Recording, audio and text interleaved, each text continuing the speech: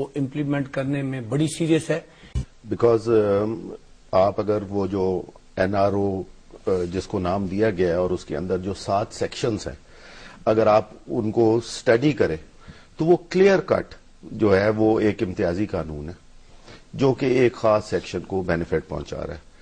اور آپ کا جو آئین کے اندر چیپٹر ہے بنیادی حقوق کا, آرٹیکل 25(1) جو کہ ایکویلٹی دیتا ہے ہر سٹیزن آف پاکستان کو before the eyes of law اور equal protection of law afford کرتا ہے, وہ اس کو وائلیٹ کرتا ہے. تو آپ اس کو پارلیمنٹ میں لے کے آ رہے ہیں. اب شکر ہے that better sense has prevailed اور وہ پارلیمنٹ میں نہیں لایا جا رہا. لیکن اگر پارلیمنٹ میں لایا جاتا اور اس کے بعد وہ چیلنج ہو جاتا اور اس کو ultra virus of the constitution declare کر دیا جاتا سپریم کورٹ سے, جو کہ ان کی انہیرنٹ پاور ہے ہی ہے, ٹھیک ہے, تو پھر پارلیمنٹ کے پلے کیا رہ جاتا. اور جہاں تک چارٹر آف ڈیموکریسی کی امپلیمنٹیشن کی بات ہے, میں I am of the opinion کہ ہم لوگ, پیپلز پارٹی ہے, پاکستان مسلم لیگ ہے اور ساری پولیٹیکل پارٹیز جو ہے, میری اپنی پارٹی کی قیادت, ہم لوگ بڑی قربانیاں دے کے بڑے ایک لمبے پروسیس سے ہم اس سٹیج پہ پہنچے ہیں.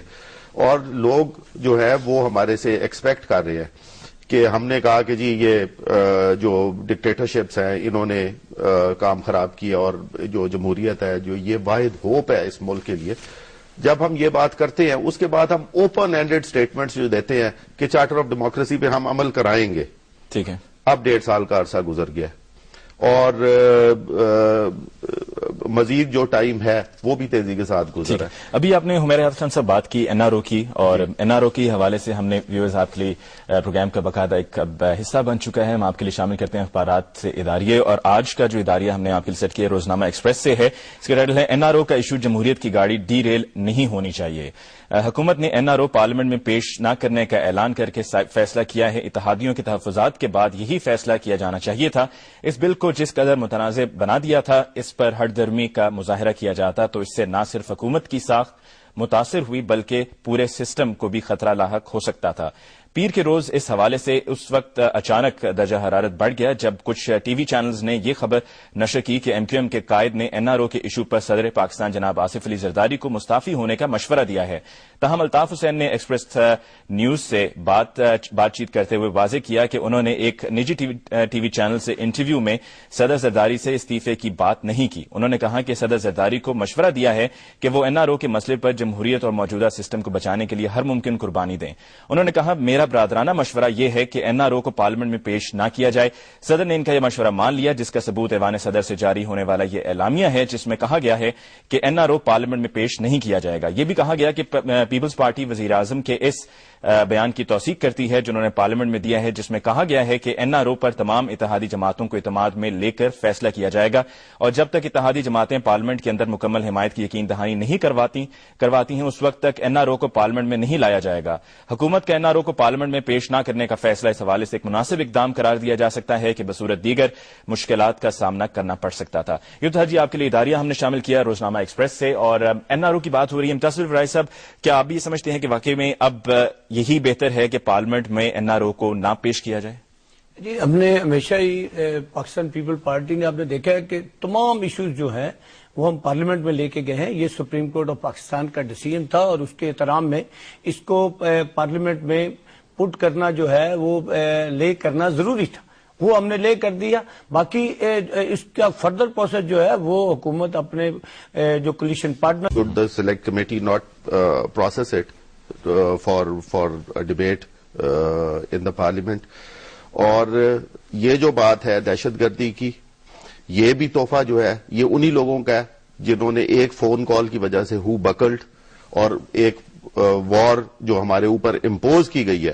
اب ٹھیک ہے, اب حالات یہ بن گئے ہیں کہ ہمیں ریئیکٹ کرنا پڑ رہا ہے, لیکن اس کی روٹس جو ہیں یہ وہیں جاتی ہیں کہ آپ اس شخص کو پروسیکیوٹ کریں جس نے پاکستان کی جو نہ صرف آئین کو وائلیٹ کیا ہے بلکہ ہمارا total fabric of the society. جہاں تک آپ کا سوال ہے کہ وائی برنگ اٹ اپ یا یہ بات پرانی ہو گئی ہے, the question is whether you want to shut the door on future interventions, illegal, unconstitutional interventions or not. I think the time has arrived کہ ہم اس دروازے کو اب ہمیشہ کے لیے بند کریں، اور جب تک آپ ایک ایگزامپل سیٹ نہیں کریں گے تب تک یہ دروازہ تو آپ کا کیا کہنے کا یہ مطلب ہے کہ NRO جو ہے وہ انکانسٹیٹیوشنل ہے؟ سوری، میں یہ بات کر رہا ہوں کہ جو پروسیکیوشن آف جنرل مشرف کے حوالے سے ہے. جہاں تک NRO کی بات ہے، آئی تھنک اگر اس کو پارلیمنٹ کے اندر آپ لے کے آتے ہیں تو یہ پارلیمنٹ جو ہے یہ ہمیشہ کے لیے داغدار ہو جائے گی.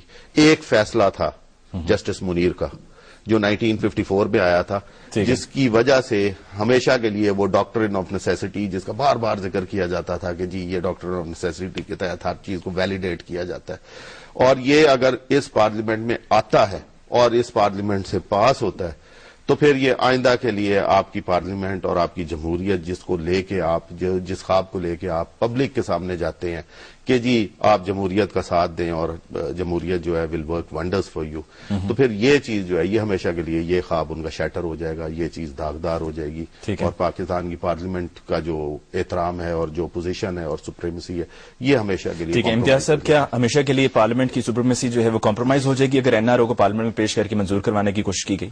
میں نہیں سمجھتا، یہ تو ہمارا فیصلہ ہے نا. سپوز اگر پارلیمنٹ میجورٹی پاس کرتی ہے تو وہ قانون ہے، وہ قانون ہے.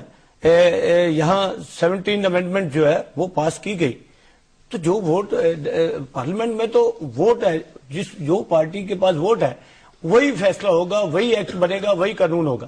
لیکن یہ تو ہمارا اپنا ویژن ہے کہ ہم کوئی بھی ایسا کام نہیں کرنا چاہتے. میں نے بتایا کہ NRO نہ ہم نے بنایا ہے، نہ ہم نے نافذ کیا، نہ اس وقت